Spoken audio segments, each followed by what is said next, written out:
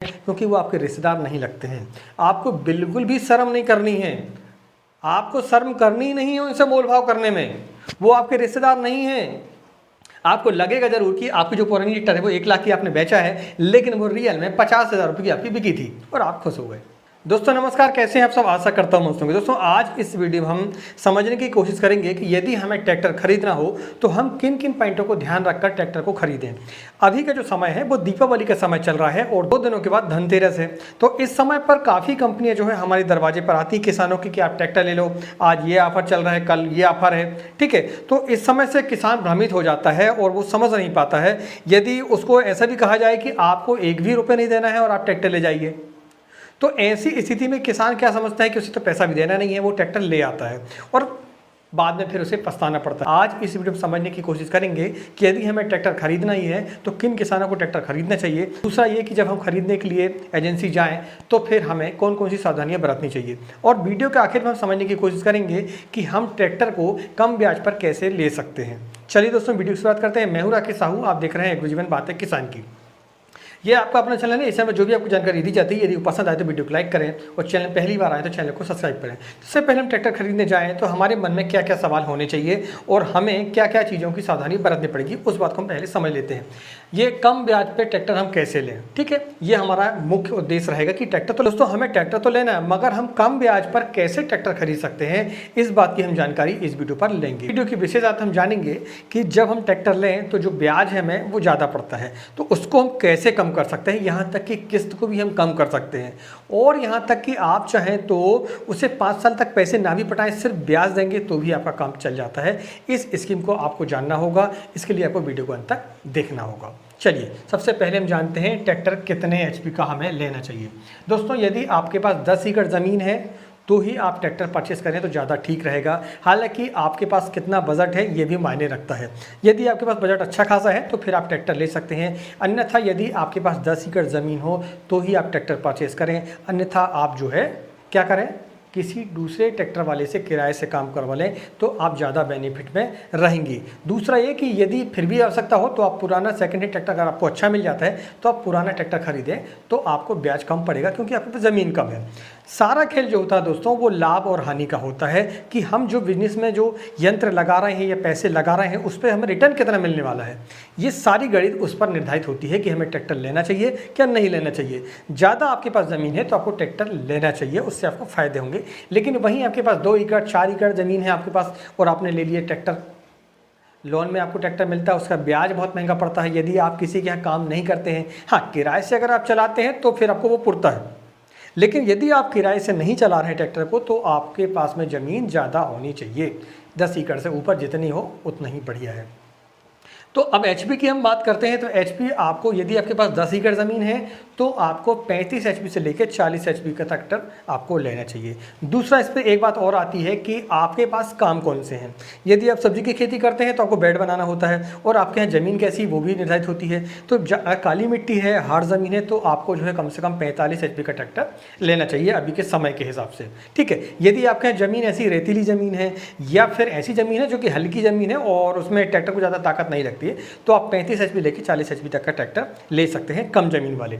यदि आपको ज़मीन ज़्यादा है तो आप 45 एचपी का ट्रैक्टर कम से कम लें और ज़मीन अगर हार्ड है तो भी आपको 45 एचपी ट्रैक्टर आपको लेना चाहिए। तो ये 2 चीज़ें निर्धारित होती हैं कि आपको कितने एचपी का ट्रैक्टर लेना चाहिए, आपके काम के हिसाब से आपको लेना चाहिए। आप बिल्कुल शौक में ना जाएँ कि हमारे पास 50 एचपी ट्रैक्टर है, 60 एचपी ट्रैक्टर है। लोग करते हैं यही कि हमारे पास तो सबसे बड़ा ट्रैक्टर। अरे भैया बड़ा ट्रैक्टर है लेकिन बड़ा काम है क्या नहीं आपके पास में, ये आपको सोचना पड़ेगा।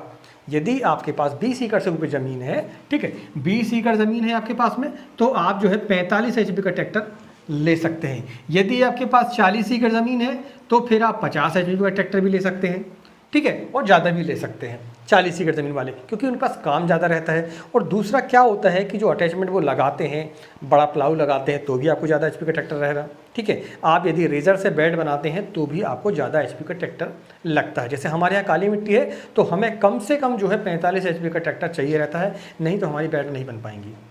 दिक्कत ये होती है। तो उसके लिए आपको समझना होगा कि आपके यहाँ ज़मीन कैसी है और आपकी ज़मीन कितनी है। ये 2 चीज़ें निर्धारित करती हैं कि आप ट्रैक्टर कितने एचपी का लें। ये क्लियर हो गया।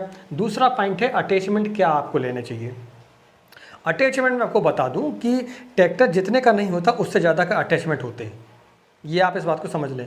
तो सबसे पहली बात तो आप बिल्कुल मन बना के चलें, बिल्कुल जब भी आप ट्रैक्टर खरीदने जाएं, कि आपको जहां से आपको ट्रैक्टर लेना है वहां से किसी भी प्रकार के अटैचमेंट आपको नहीं लेने हैं। आपको सिर्फ इंजन वहां से खरीदना है, ठीक है। इंजन आप खरीदेंगे तो आप उससे मोल भाव कर पाएंगे। और ट्रैक्टर एजेंसी वाले का जो मार्जिन होता है वो लगभग 15 से लेके 20% तक होता है। आपको जो कीमत बताई जाती है उससे आप कम से कम 10% कीमत कम आके चलें और उसके हिसाब से आप मोल भाव ट्रैक्टर का करें, आपको ट्रैक्टर मिल जाएगा, निश्चित मान के आप चलिए, ठीक है।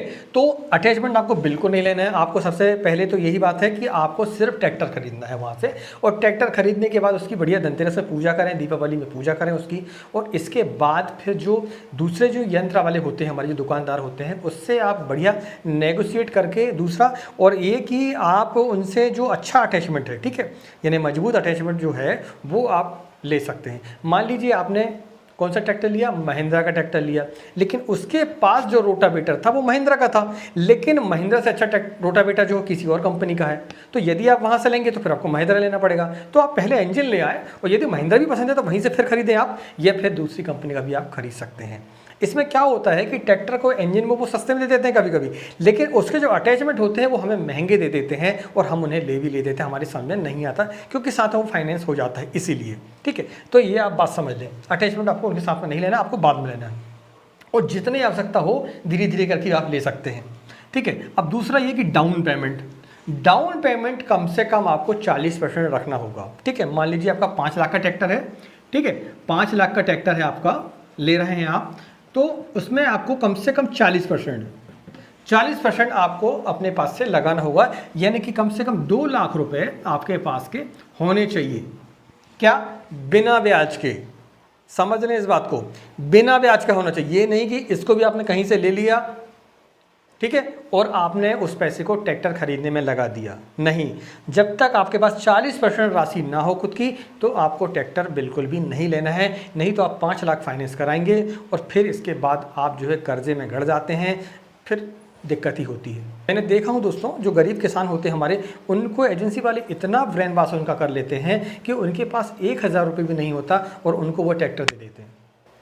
उसकी गणित मैं आपको आखिर में बताऊंगा कि वो कैसे दे देते हैं। 11 रुपये सिर्फ पूजा करके और ट्रैक्टर अपने घर में ले आया, और पता चला कि 1 साल के बाद वो ट्रैक्टर खिंच गया।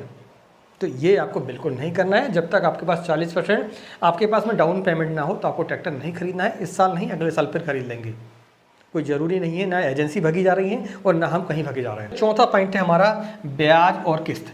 मान लीजिए आपने 5 लाख का ट्रैक्टर लिया, ठीक है, 5 लाख का ट्रैक्टर लिया, 2 लाख आपने दे दिए, तो आपकी जो लोन अमाउंट है वो होगा आपका 3 लाख रुपए। अब इसमें समझने वाली बात ये है कि जो ब्याज हमारे ऊपर लगता है वो 2 प्रकार से लगता है।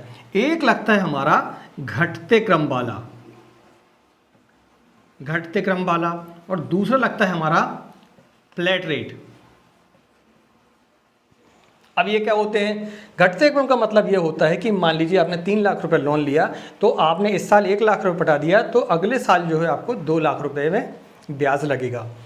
वहीं फ्लैट रेट जो होता है वो ये होता है कि मान लीजिए आपने 3 लाख रुपए लोन लिया और उन्हें 7% लिया, तो 7 3 21, यानी कि 21,000 रुपये साल का आपका ब्याज जो है 3 साल के लिए आपका लग जाता है। मैं आपको उदाहरण समझा देता हूँ। आपने लिया 3 लाख रुपए लोन, 7% आपका हो गया, तो 1 साल का जो ब्याज होता है 7 3 21, 21,000 रुपये 1 साल का आपका ब्याज हो जाता है। 3 साल के लिए आपने लिया है, तो इसमें आपका 3 साल का ब्याज हो जाता है 63,000 रुपये। ये 63,000 रुपये आपका जो है ब्याज हो जाता है। अब 3 लाख रुपए इसमें हम जोड़ लेते हैं, तो ये 3,63,000 रुपये, ये आपका हो गया ब्याज सहित राशि।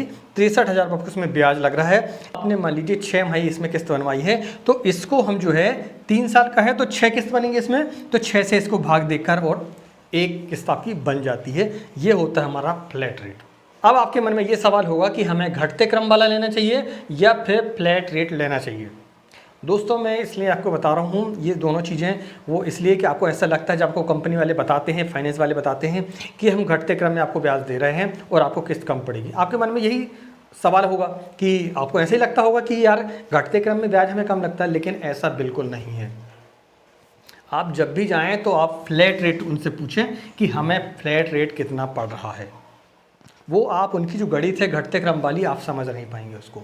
या फिर आप समझें कि जैसे मान लीजिए उसके लिए एक और रास्ता है कि आपको मान लीजिए बता दिया कि 50,000 रुपये की आपकी किस्त आती है, तो आप फट से गुणा करें कि हमें किस्त कितनी पटानी है। मान लीजिए 6 है तो 6 पंचा 30, 3 लाख रुपए आपको इसमें लग रहे हैं। तो ब्याज इसमें कितना लग रहा है ये आपको अंदाज लगाना चाहिए कि हमें ब्याज कितना लग रहा है। और फिर उनसे पूछें कि फ्लैट रेट जो आप लगा रहे हैं वो कितने % लेंगे और उस पर जो ब्याज हमें कितना लग रहा है उसका कैलकुलेशन आप ज़रूर करें।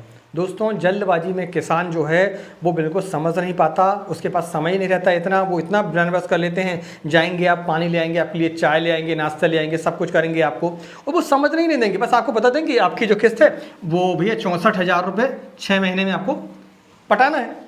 आप ये कैलकुलेशन नहीं करते हैं कि 64,000 रुपये हमारी किस्त है, हमारी किस्त कितनी है, मान लीजिए 6 है, 7 है, 8 है, जितने साल के लिए आपने लोन लिया है, तो वो कितना हो रहा है। दूसरा ये, और तीसरी बात ये कि जब हम उसमें मूलधन हमारा जो घटाते हैं तो हमें ब्याज कितना लगता है, ये आप समझें। इसके बाद ही किस्तों को बनवाएं और ब्याज को अच्छे तरीके से आप समझें। ये सावधानी आपको बरतनी है। बिल्कुल आप इन पॉइंटों को बिल्कुल लिख के रख लें जब भी आप ट्रैक्टर लेने जाएँ तो, ठीक है। 5वां पॉइंट होता है हमारी पुरानी ट्रैक्टर की बदली, ठीक है, यानी कि एक्शन ऑफर। आपको कंपनियां बताती हैं कि हम आपकी ट्रैक्टर को 1 लाख रुपए में खरीद लेंगे, मान लीजिए, ठीक है, 1 लाख में आपकी पुरानी ट्रैक्टर बिक रही है और नई जो ट्रैक्टर आप ले रहे हैं वो कितने की ले रहे हैं, 7 लाख की। तो आपको कितना देना होगा, 6 लाख रुपए देना होगा। लेकिन यहीं आप फेल हो जाते हैं। वो कैसे, आपने यदि ट्रैक्टर की जो कीमत है वो देखी, पुरानी ट्रैक्टर की तो आपने देख ली कि 1 लाख हमारी ट्रैक्टर पुरानी बिक रही है, आप खुश हो गए, बोले ये तो कबाड़ा थी, हमें 1 लाख रुपए मिल रहे हैं, बहुत हैं। लेकिन आपने ये बात को नहीं समझा कि जो 7 लाख रुपए ने नई ट्रैक्टर के दाम बताए हैं, क्या वो रियल में 7 लाख की है, क्या फिर आपको वो 6.5 लाख की ट्रैक्टर को 7 लाख में बेचा जा रहा है, ये आपको समझना पड़ेगा। तो सबसे पहले अगर आपको बदली करनी भी है तो आप क्या करें कि आप अपने लोकल एरिया में जो किसान भाई हमारे छोटे किसान हैं उनको पहले देख लें कि यदि कोई ग्राहक हमारा मिल जाता है, कोई लेने वाला मिल जाता है ट्रैक्टर को, तो आप सबसे पहले तो उनको सेल कर दें और नई ट्रैक्टर आप फिर एजेंसी से उठा लें। अगर ऐसा भी नहीं करना चाहते हैं तो सबसे पहले आप जाएं, उनको बिल्कुल ना बताएं कि हमें पुरानी ट्रैक्टर को बदली करना है, आपको बिल्कुल नहीं बताना उनको। सबसे पहले आपको नई ट्रैक्टर के दाम पूछने हैं, ठीक है, नई ट्रैक्टर के रेट आपको पूछने हैं कि वो कितने की है। मान लीजिए उन्होंने रेट आपको बताया कितना, 5 लाख रुपए, ठीक है, 5 लाख आपको उनके रेट बता दिए। इसमें पहले आप नेगोशिएट कर लें, यानी कि उनसे मोल भाव कर लें। आपको मान लीजिए वो ट्रैक्टर मिल जाती है 4,50,000 रुपये में, ठीक है, 4,50,000 आपको नई ट्रैक्टर मिल रही है। फिर इसके बाद आप बात करें कि हम लेने को तो तैयार हैं, लेकिन हमें हमारी पुरानी ट्रैक्टर के दाम मिलने चाहिए, तो फिर वो थोड़े से हिचकिचाएंगे। लेकिन आपको अपनी बात पर अड़े रहना है और उनसे जो है अपनी पुरानी ट्रैक्टर के जो दाम है वो आपको कैलकुलेट करवानी है उनसे। तो मान लीजिए फिर 1 लाख रुपए आपकी दाम हो जाते हैं, तो आपको जो ट्रैक्टर मिलने वाली है वो 3,50,000 की मिल जाती है, ठीक है। तो आपको ऐसे फ़ायदा होगा। नहीं तो क्या होगा कि वो आपको पुरानी ट्रैक्टर के तो दाम दे देंगे, लेकिन जो नई ट्रैक्टर आपको 4.5 लाख में मिलने वाली थी वो आपको 5 ही लाख में देंगे। वो यहाँ पर मोल भाव नहीं करेंगे, तो आपको 50,000 का घाटा हो जाएगा। आपको लगेगा जरूर कि आपकी जो पुरानी ट्रैक्टर है वो 1 लाख की आपने बेचा है, लेकिन वो रियल में 50,000 रुपये की आपकी बिकी थी और आप खुश हो गए। तो ये गणित आपको समझना पड़ेगा। दोस्तों हमारा वीडियो बनाने का मकसद यही है कि आप सतर्क रहें। किसानों का पैसा बहुत मेहनत का पैसा होता है, खून पसीने की कमाई होती है, वो व्यर्थ 1 रुपये भी नहीं जाना चाहिए। इन लोन वालों से, इन बैंक वालों के चक्रव्यूह से आप बचें, एजेंसी वालों से चक्रव्यूह से बचें, क्योंकि वो आपके रिश्तेदार नहीं लगते हैं। आपको बिल्कुल भी शर्म नहीं करनी है, आपको शर्म करनी ही नहीं है उनसे मोल भाव करने में, वो आपके रिश्तेदार नहीं हैं। जिस दिन ट्रैक्टर आपका बिक जाएगा आप फार्म में साइन कर देंगे और आपकी ट्रैक्टर वहाँ से रवाना हुई, आपने पैसे दिए और वो आपको पूछेंगे भी नहीं। फिर इस बात को समझ लें, बिल्कुल भी शर्म नहीं करना है, जितना मोल भाव करना है आप कर लें। तो ये दोस्तों आपने समझा 5 पॉइंटों के आधार पर कि हम जब ट्रैक्टर खरीदने जाएं तो हमें कौन कौन सी सावधानियां बरतनी पड़ती है। अब हम समझते हैं कि हम यदि ट्रैक्टर को लेना चाह रहे हैं और कम ब्याज पर लेना चाह रहे हैं तो हमें क्या करना चाहिए। 10 एकड़ ज़मीन है, 10 एकड़ ज़मीन है आपके पास में, तो आप बैंक वालों के पास जाएं और क्या करें, उनसे केसीसी बनवाएं। केसीसी बनवाएं तो 10 एकड़ ज़मीन में आराम से वो 5 लाख रुपए की कम से कम आपकी केसीसी वो बना देंगे, जिसका जो ब्याज होता है वो लगभग 7% होता है। और यहाँ खास बात ये है कि ये जो 5 लाख रुपए आप केसीसी के लेंगे, ये आपको सिर्फ हर साल उसमें ब्याज बस देना होता है। समझ गए आप, इसमें सिर्फ आपको ब्याज देना होता है।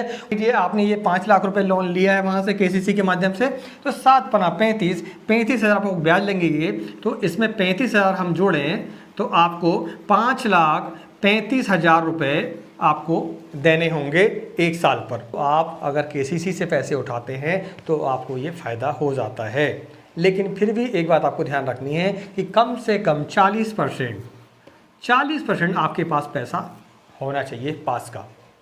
40% आपने इससे ले लिया और बाकी जो 60% है आप फिर केसीसी से ले सकते हैं। दोस्तों, इस वीडियो को बनाने का मकसद हमारा सिर्फ एक ही है कि आपका जो है घाटा नहीं होना चाहिए, आप कहीं से भी घाटे पर ना जाएं। यदि ये जानकारी आपको अच्छी लगी हो तो वीडियो को लाइक करें और चैनल पहली बार आए तो चैनल को सब्सक्राइब करें। और यदि आपको ट्रैक्टर कितने एचपी का लेना चाहिए, नया लेना चाहिए, पुराना लेना चाहिए, उसके बारे में विस्तार से जानकारी चाहिए तो आप इस वीडियो पर क्लिक करें। और यदि आपको समझना है कि ट्रैक्टर लोन से कैसे किसानों की मौत हो रही है तो फिर आप इस वीडियो पर क्लिक करके सारी जानकारी ले सकते हैं कि कैसे छोटे किसान जो है कर्ज के चक्कर में अपनी आत्महत्या तक कर रहे हैं। मिलते हैं एक नए वीडियो में एक नई जानकारी के साथ, तब तक नमस्कार। जय हिंद, जय किसान, जय जवान।